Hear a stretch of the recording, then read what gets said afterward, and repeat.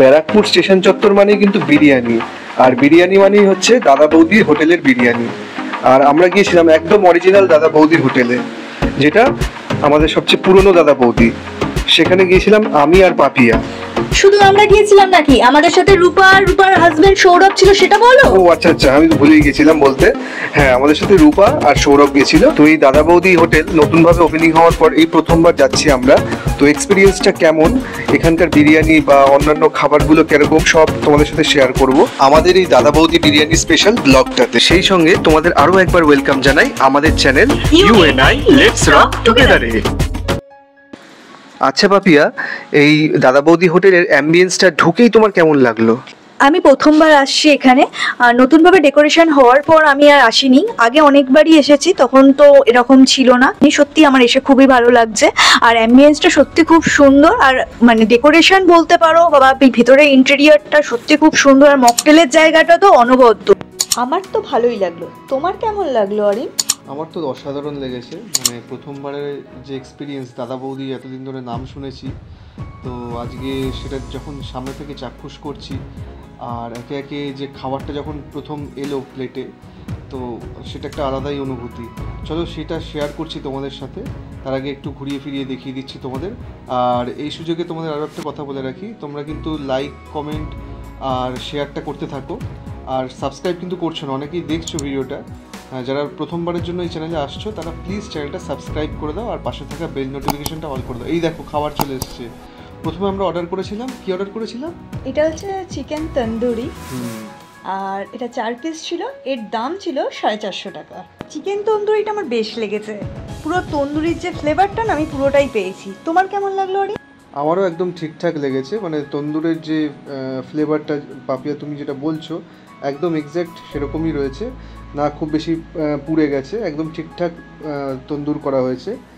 আর রূপা ও সৌরভ ওরাও ভাবছিল স্টার্টার হিসেবে কী নেবে, তো আমরা ফাইনালি ডিসিশন নিই যে আমরা চিকেন তন্দুরি নেব। আর 4 পিস ছিল, তোমরা দেখতেই পাচ্ছ। তো চিকেন তন্দুরটা খেয়ে আমরা যদি রেটিংয়ে যাই, তো আমরা আউট অফ 10 এটাকে মোটামুটি 8.5 দিতেই পারি। না না, আমি 9.5 দেবো। 9? হ্যাঁ, আমার খুবই ভালো লেগেছে, সেই জন্য বলছি। আমারও ভালো লেগেছে, কিন্তু এর থেকেও ভালো তন্দুর মনে হয় খেয়েছি। এটাও ভালো লেগেছে, আমার বেশি ভালো লেগেছে, তাই আমি 9.5 দিলাম। ঠিক আছে, আমি 8.5 দিলাম। ওকে ওকে, এবার বিরিয়ানিটা আসুক, তারপর বিরিয়ানিটা কত রেটিং দেবো সেটাও তো তোমাদেরকে জানাবো। তার আগে আমরা একটু কোল্ড ড্রিঙ্কসও নিয়ে নিয়েছিলাম, যদিও আমরা 4টে কোল্ড ড্রিঙ্কস অর্ডার করেছিলাম, ওরা প্রথমে 2টো দিয়েছিল। কোল্ড ড্রিঙ্কসের প্রাইসটা কত নিয়েছিল? কোল্ড ড্রিঙ্কস নিয়েছিল 70 টাকা করে। আচ্ছা আচ্ছা। এরপরে বিরিয়ানির পালা। তো বিরিয়ানিটা আমরা আগেই অর্ডার দিয়ে রেখেছিলাম, আর বলেছিলাম যে স্টার্টারটা শেষ হওয়ার কিছুক্ষণ বাদে দিতে। তো মোটামুটি আমরা দিয়েছিলাম অর্ডার আমাদের দুজনের জন্য একটা চিকেন বিরিয়ানি ফুল প্লেট, আর রূপা আর সৌরভ মিলে ওরা দিয়েছিল একটা মাটন বিরিয়ানি ফুল প্লেট। আমি মাটন বিরিয়ানি খেতাম, কিন্তু তুমি যে খাও না সেই জন্য আমাকে চিকেন বিরিয়ানি খেতে হলো। আমি মাটনটা তো অ্যাভয়েড করেই চলি, মানে কম খাই, সেই কারণেই চিকেন বিরিয়ানিটা নিল পাপিয়া। কারণ আমি 1 প্লেট পুরোটা খেতে পারবো না, সেই জন্য আমাকে চিকেন বিরিয়ানি খেতে হয়েছে। এবার আসা যাক চিকেন বিরিয়ানির টেস্ট সম্পর্কে। প্রথমে চিকেন বিরিয়ানিটা বলি, আর তারপর মাটন বিরিয়ানি বলবো। যেহেতু আমরা চিকেন বিরিয়ানিটা নিয়েছিলাম, বিরিয়ানির রাইসের কোয়ালিটি তো খুবই ভালো, ঠিকঠাক স্টিম হয়েছিল, সেই সঙ্গে তেলের পরিমাণটা খুব বেশি না, একদম ঠিকঠাক। আর মশলাটা ভালোই লেগেছে, কিন্তু মশলাটাতেই প্রবলেম মেন, মশলাটার বড্ড নুন হয়ে গেছিলো, যেটা চিকেন কেন মাটন বিরিয়ানির ক্ষেত্রেও হয়েছিল সেম। আর এবার তোমাদের মাটন আর চিকেনের সাইজ সম্পর্কে বলি। মাটনের সাইজটা তোমাদের দেখাচ্ছে সৌরভ, তার আগে আমি চিকেনের সাইজটা দেখিয়ে দিলাম। বেশ বড় সাইজের একটা চিকেনের পিস দিয়েছে, মোটামুটি 300 থেকে 350 গ্রাম, মানে আমাদের দুজনের হয়ে যাবে বলো? হ্যাঁ, একদমই আমাদের হয়ে গিয়েছিল। আর চিকেনটা ভালো কুক হয়েছিল, মানে প্রচন্ড সফট ছিল চিকেন। আর সেই সঙ্গে মাটনটাও কিন্তু খুব সফট ছিল, সৌরভ দেখাচ্ছিল একটু আগেই।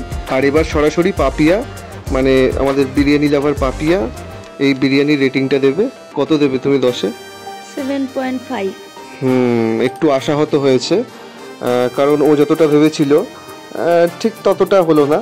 মানে তন্দুরিটা তো ভালো লেগেছে, বিরিয়ানিটাও ভালো লেগেছে, কিন্তু ওই যে নুনটা একটু বেশি হয়ে গেছিলো।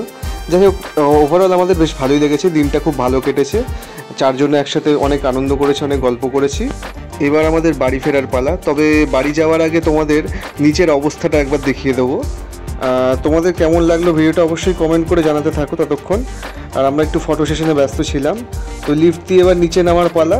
আর নিচে নামলেই তোমরা দেখতে পাবে যে কি অবস্থা, মানুষ ভিড় করে দাঁড়িয়ে রয়েছে বিরিয়ানি খাবার জন্য, আর সেই সঙ্গে পার্সেল করে নিয়ে যাওয়ার জন্য। আমরা কিন্তু খুব সহজে চলে গিয়েছিলাম, আর আমাদের বেশিক্ষণ দাঁড়াতেও হয়নি। আমরা মনে হয় 5 মিনিটও দাঁড়াইনি, বলো? হ্যাঁ, আমাদের মানে ওনারাই ডেকে নিয়েছেন, যেহেতু আমরা একসাথে 4 জন ছিলাম, তাই আমাদের একসাথে 4 জনের জন্য সেকেন্ড ফ্লোরে সিটের ব্যবস্থা করে দিয়েছিলেন। এবার তোমরা ভালোভাবেই বুঝতে পারবে যে ভিড়টা কীরকম ছিল সেদিনকে। রবিবার ছিল, খুব ভিড় পড়েছিল। বাঁ দিকে ছিল পার্সেলের লাইন, আর ডান দিকে ছিল খেতে যাওয়ার লাইন, মানে এই হোটেলে খেতে যাওয়ার লাইনটা। আর লাইনটা কিন্তু প্রায় স্টেশনের কাছাকাছি চলে গেছিলো।